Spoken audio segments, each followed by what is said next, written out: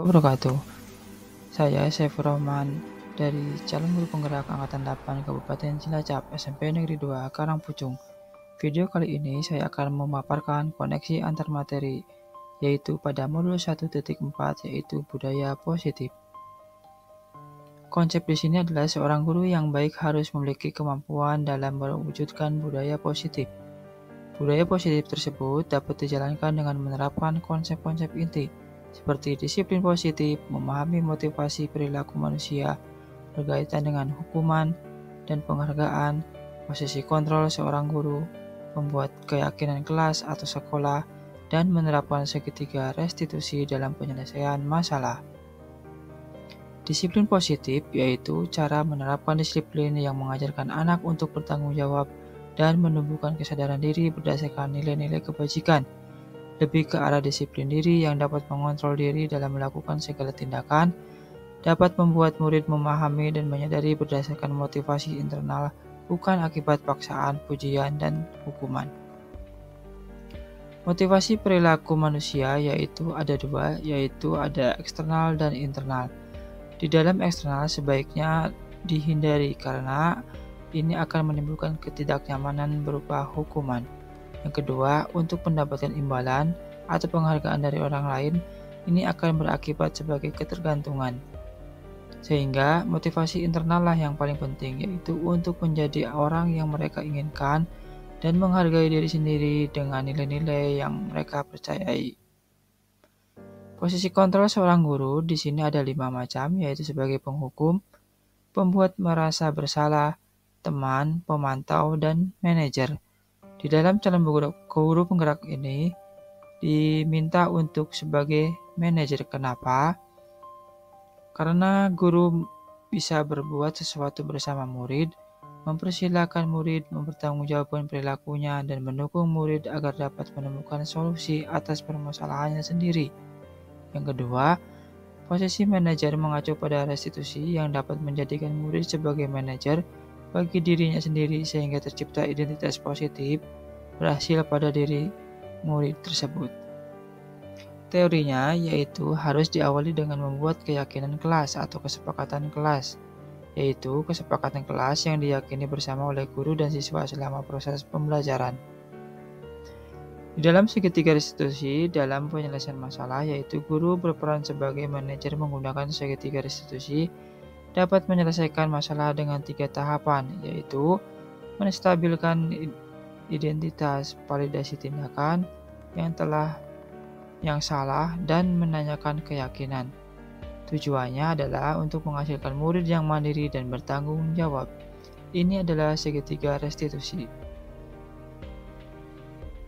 Keterkaitan dengan 3 materi sebelumnya yaitu berupa filosofi KHD, visi guru penggerak, nilai guru penggerak, dan peran guru penggerak, yaitu akan berkoneksi dengan budaya positif.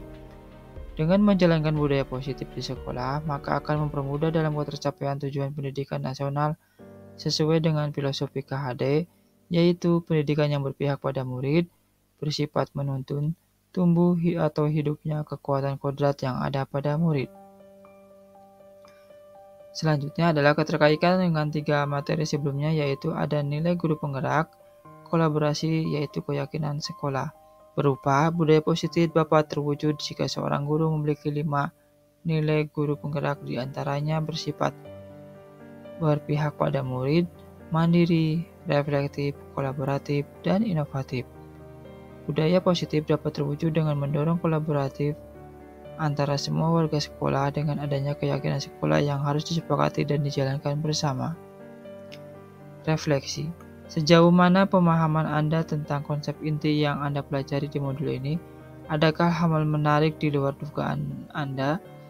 Ya, saya sudah memahami konsep-konsep inti pada modul budaya positif yang berkaitan dengan disiplin positif, teori kontrol, teori motivasi, hukuman dan penghargaan, posisi kontrol guru, kebutuhan dasar manusia, keyakinan kelas, segitiga restitusi. Semuanya harus diserapi dalam diri, diwujudkan dalam tindakan, dan dibagikan kepada rekan guru di sekolah. Hal yang menarik bagi saya dan di luar dugaan adalah saat saya mempelajari motivasi perilaku manusia berupa penghargaan. Ternyata penghargaan dapat berdampak kurang baik bagi murid, di antaranya dapat merusak hubungan, mengurangi ketepatan, menurunkan kualitas, mematikan kreativitas, dan bersifat penghukum. Perubahan yang terjadi yaitu saya menyadari posisi kontrol yang biasa saya lakukan adalah sebagai penghukum dan pemantau, terkadang juga sebagai teman, seharusnya sebagai manajer, yaitu menangani masalah dengan menggunakan segitiga restitusi. Pengalaman saat seperti apakah yang pernah Anda alami terkait penerapan konsep-konsep inti dalam modul budaya positif bagi di lingkungan sekolah atau kelas? Yaitu, saya menangani siswa yang sering berantem dengan temannya terkait hal sepele atau pembulian. Saya menggunakan langkah-langkah segitiga restitusi, yaitu menstabilkan identitas, validasi tindakan yang salah, dan menanyakan keyakinan.